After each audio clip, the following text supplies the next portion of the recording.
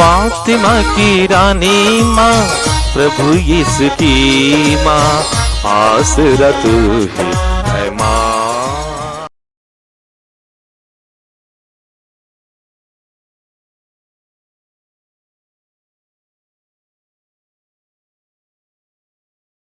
पहला पाठ संत यूहन्ना का दूसरा पत्र, अध्याय 4, पद संख्या 9।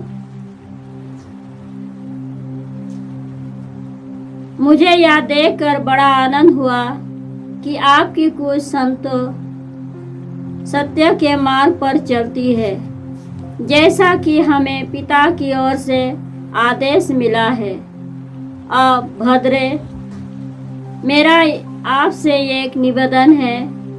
मैं आपको कोई नया आदेश नहीं, बल्कि वही आदेश दे रहा हूँ जो हमें प्रारंभ से ही प्राप्त है। हम एक दूसरे को प्यार करें, और प्यार का अर्थ यह है कि हम उसकी आज्ञाओं के मार्ग पर चलते रहें। जो आदेश आपको प्रारंभ से प्राप्त है वही यह कि आपको प्रेम के मार्ग पर चलना चाहिए। बहुत से भटकाने वाले संसार में फैल गई है। वे यह नहीं मानते कि यीशु मसीह सचमुच मनुष्य बन गए थे। यह भटकाने वाले और मसीह विरोधी का लक्षण है। आप लोग सावधान रहें, जिससे आप अपने परिश्रम का फल ना खो बैठे, बल्कि अपना पूरा पुरस्कार प्राप्त करे। जो कोई मसीह की शिक्षा की सीमा के अंदर नहीं रहता, बल्कि उससे आगे बढ़ता है, उसे ईश्वर प्राप्त नहीं है। जो शिक्षा की सीमा के अंदर रहता है, उसे पिता और पुत्र दोनों प्राप्त है। यह प्रभु की वाणी है। ईश्वर को धन्यवाद। भजन अनुवाक्य। धन्य है वे जो प्रभु की सहायता के मार्ग पर चलते हैं। धन्य है वे जो प्रभु की सहायता की मार्ग पर चलते हैं। धन्य है वे जो निर्दोष जीवन बिताते और प्रभु की सहायता के मार्ग पर चलते हैं। धन्य है वे जो उसकी आज्ञाओं का पालन करते और उन्हें हृदय से चाहते हैं। अनुवाक्य। धन्य है वे जो प्रभु की सहायता के मार्ग पर चलते हैं। धन्य है वे जो प्रभु की सहायता के मार्ग पर चलते हैं। मैं सारे हृदय से तुझे खोजता रहा। मुझे अपने आज्ञाओं के मार्ग से भटकने ना दे। मैंने तेरी प्रतिज्ञा अपने हृदय में रख ली है, जिससे मैं तेरे विरोध पाप ना करूं। अनुवाक्य। धन्य है वे जो प्रभु की सहायता के मार्ग पर चलते हैं। धन्य है वे जो प्रभु की सहायता के मार्ग पर चलते हैं। अपने सेवक को आशीष प्रदान कर। मैं जीता रहूंगा और तेरी आज्ञाओं का पालन करूंगा। मेरी आँखों को ज्योति प्रदान कर, जिससे मैं तेरी सहायता की महिमा देख सकूं। अनुवाक्य।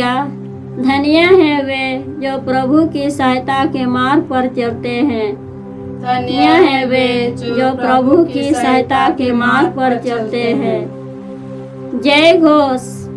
हालेलुया।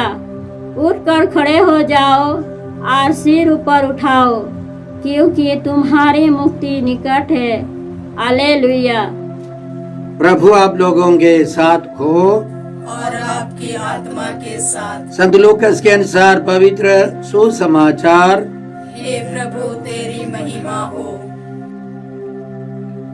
अध्याय 17 पद संख्या 26 से 37 तक।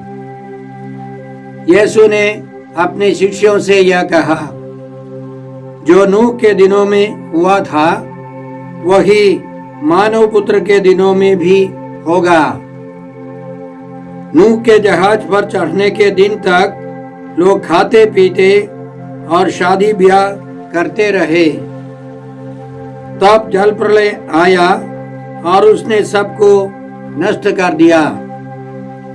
लोत के दिनों में भी वही हुआ था।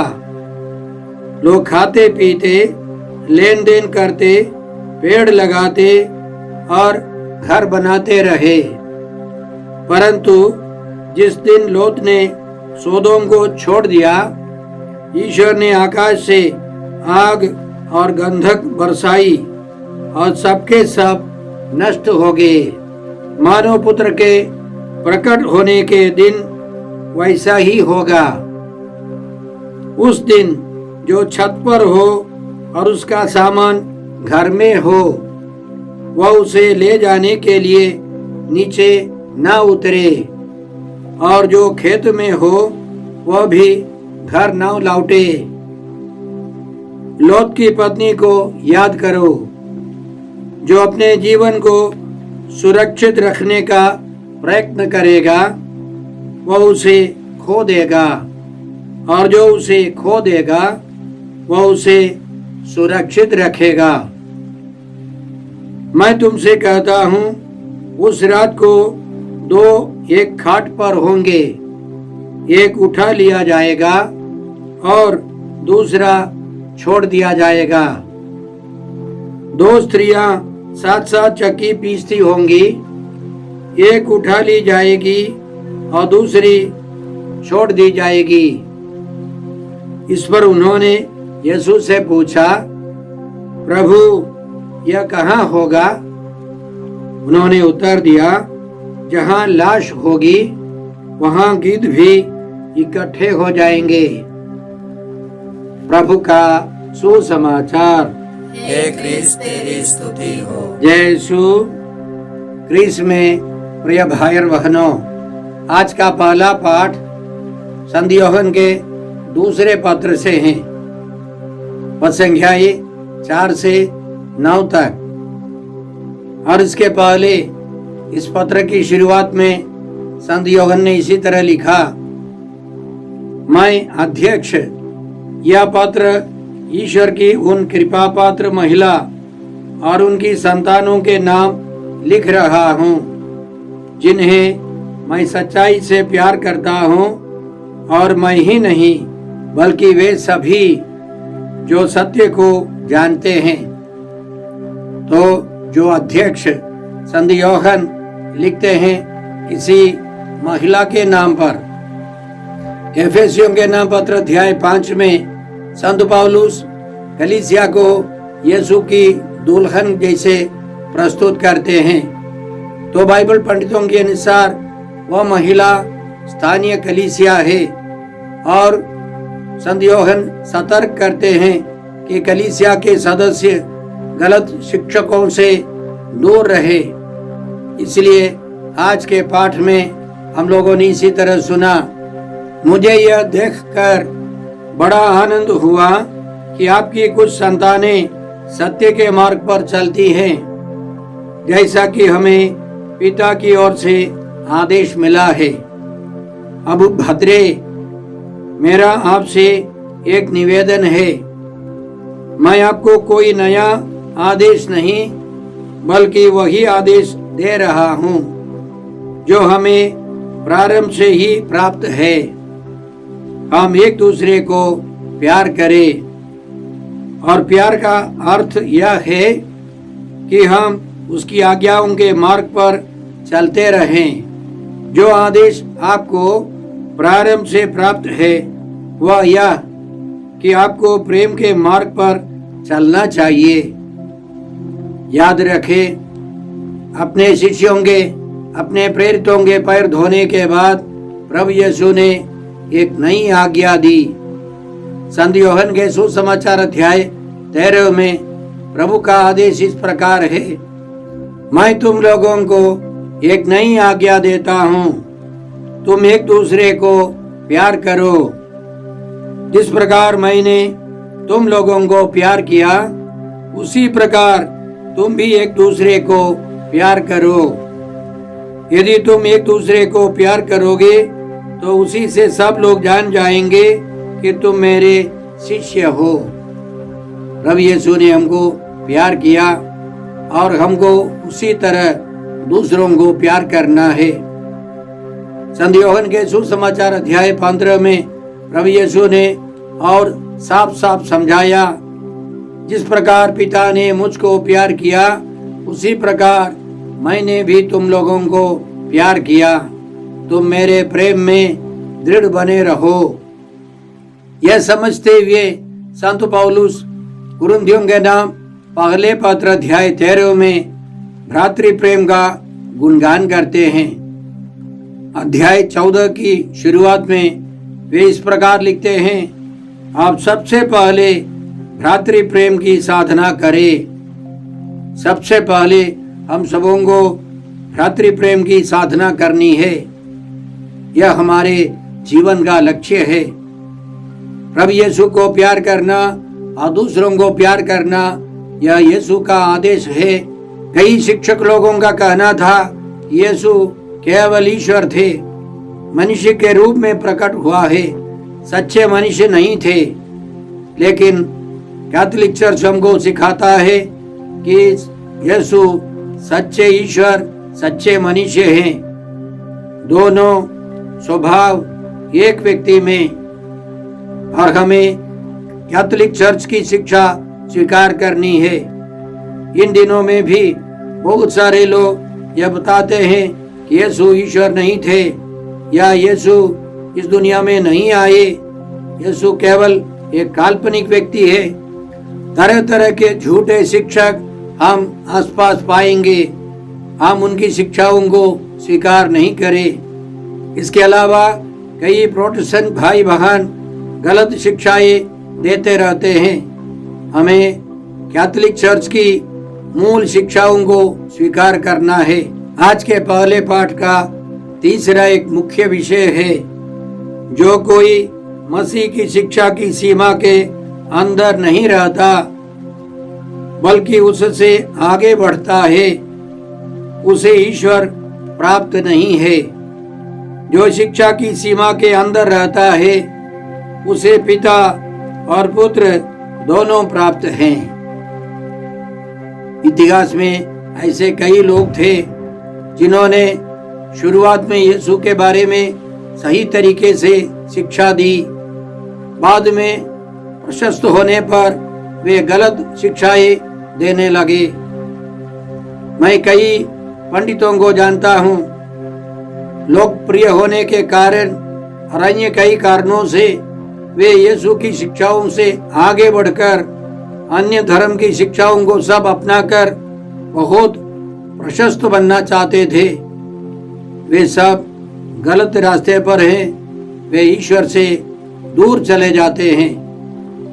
और जो कैथोलिक चर्च, कैथोलिक कलीसिया की शिक्षा के अंतर्गत, प्रभु यीशु की शिक्षा के अंतर्गत रहते हैं, उन सबों को पिता ईश्वर, प्रभु यीशु और पवित्र आत्मा प्राप्त हैं।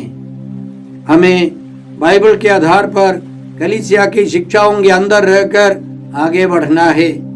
इसके लिए हम कृपा मांगते हैं। आज के सुसमाचार को समझने के लिए हमें प्रभु यीशु का एक प्रयोग मानव पुत्र समझना है, और यह भी समझना है मानव पुत्र का दिन क्या है। नबी एजेकियल के ग्रंथ में ईश्वर ने अनेकों बार नबी को मानव पुत्र बुलाया है। मानव पुत्र का एक मतलब है मनुष्य का पुत्र, मनुष्य का बच्चा, मनुष्य का पुत्र।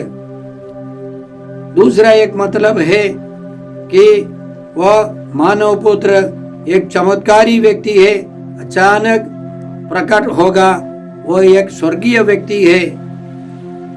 दानियल के ग्रंथ अध्याय 7 में हम लोग मानव पुत्र के बारे में इस प्रकार सुनते हैं,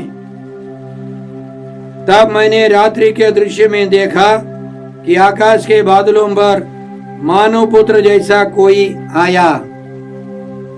वह वयोवृद्ध के यहाँ पहुंचा और उसके सामने लाया गया। उसे प्रभुत्व, सम्मान तथा राजत्व दिया गया। सभी देश, राष्ट्र और भिन्न भिन्न भाषा भाषी उसकी सेवा करेंगे। उसका प्रभुत्व अनंत है, वह सदा ही बना रहेगा। उसके राज्य का कभी विनाश नहीं होगा। तो यीशु की बात सुनने वाले, मानव पुत्र के प्रयोग को सुनने वाले समझ लेते थे, वह दानियल के अनुसार ईश्वर ने जो बताया वह मानव पुत्र है, जो बादलों पर आने वाला, चमत्कारी रूप से प्रकट होकर मुक्ति देने वाला है, वह मानव पुत्र। और मानव पुत्र का दिन क्या है? याद रखे कि इस दुनिया का अंत होगा, मानव पुत्र प्रकट हो जाएंगे, हमारा न्याय करने आएंगे।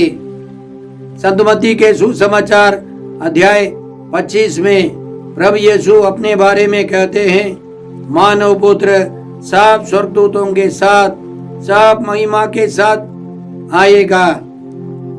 वह मानव पुत्र यीशु मसीह है। प्रभु यीशु के आगमन, द्वितीय आगमन प्रभु का दिन है, मानव पुत्र के दिन के बारे में है। प्रभु यीशु के कहने का दूसरा मतलब था कि करीब 40 साल के बाद यानी 70 ईस्वी में रोमी लोग यरूशलेम मंदिर को नष्ट करने वाला है। और उस भविष्यवाणी के अनुसार, मानव पुत्र की विशेष भविष्यवाणी के अनुसार वह मंदिर तोड़ दिया गया, मंदिर बर्बाद कर दिया गया, सारे पुरोहित, सारे बलि जानवर सब मारे गए। करीब करीब 11 लाख यहूदी मारे गए जो यरूशलेम नगर के अंदर थे। करीब 1 लाख यहूदियों को रोमी शासकों ने बंदी बनाकर रोम में पहुंचा दिया, वे गुलाम बन गए। यह मानव पुत्र का दिन था, बर्बादी का दिन था। और उस नगर में जितने सारे ईसाई थे, सबके सब इसी तरह की भविष्यवाणियों के कारण भाग गए। जब उन्होंने देखा कि यरूशलेम नगर रोमी शासकों से, रोमी सैनिकों से घिरा है, वे सब भाग गए, जंगलों में भाग गए, सबके सब बच गए। यीशु में विश्वास करने वाले सब बच गए। यह मानव पुत्र का पहला आगमन था। इसलिए बाइबल के पंडित लोग हमको समझाते हैं, जैसे यरूशलेम का विनाश हुआ, संकट हुआ, समस्याएं आई, उसी तरह इस दुनिया के अंत में भी होगा। हमें तैयार रहना है, सतर्क रहना है। याद रखें, 2 सप्ताह के बाद हम आगमन काल में प्रवेश करेंगे। कलीसिया हमको ऐसे पाठ देती है जिन पर हम मनन करें, सतर्क रहें, तैयार रहें। हमारा भी अंत होगा और इस संसार का भी अंत होगा। हमें हमारी मृत्यु के लिए, अच्छी मृत्यु के लिए तैयारी करनी है।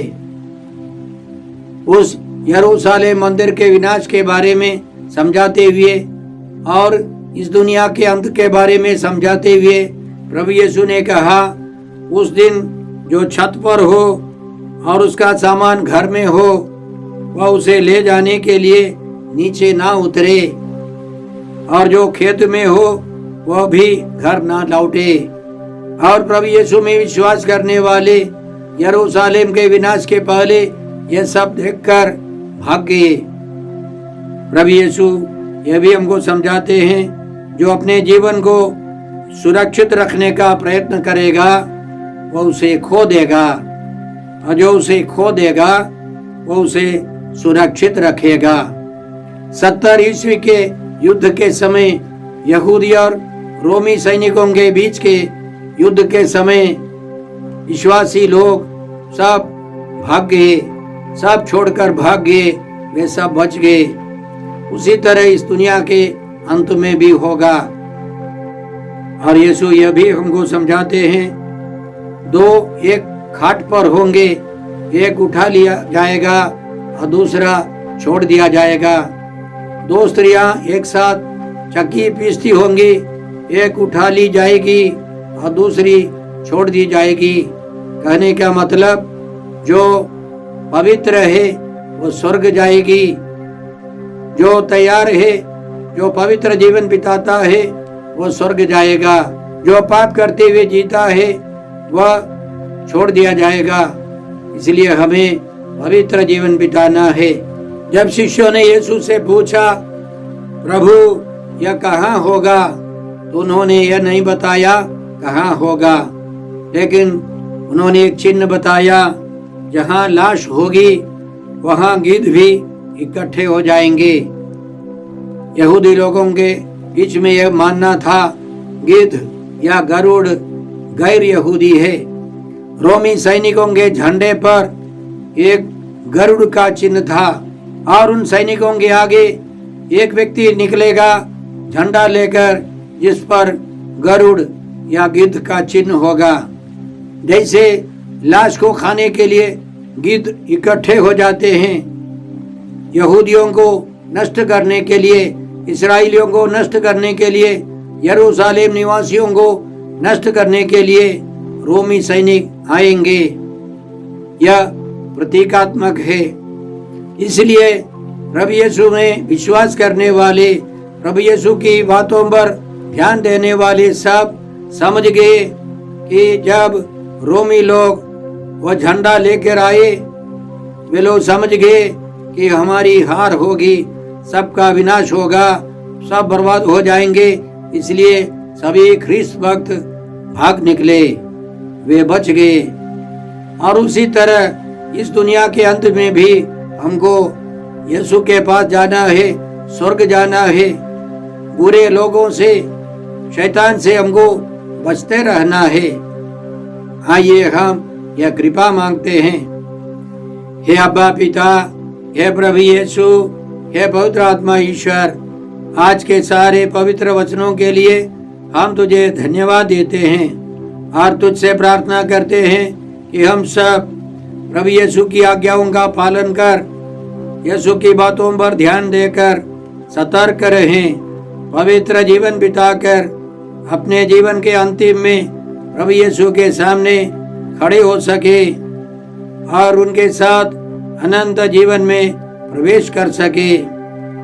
और इस दुनिया के अंत में प्रभु यीशु हमारा न्याय करने आएंगे, हमारे नश्वर शरीरों को पुनर्जीवित कर देंगे, महिमान्वित कर देंगे, तो हम पूरे व्यक्तित्व के साथ स्वर्गीय रहें, प्रभु यीशु के साथ, पिता और पवित्र आत्मा के साथ अनंत जीवन में प्रवेश कर सके।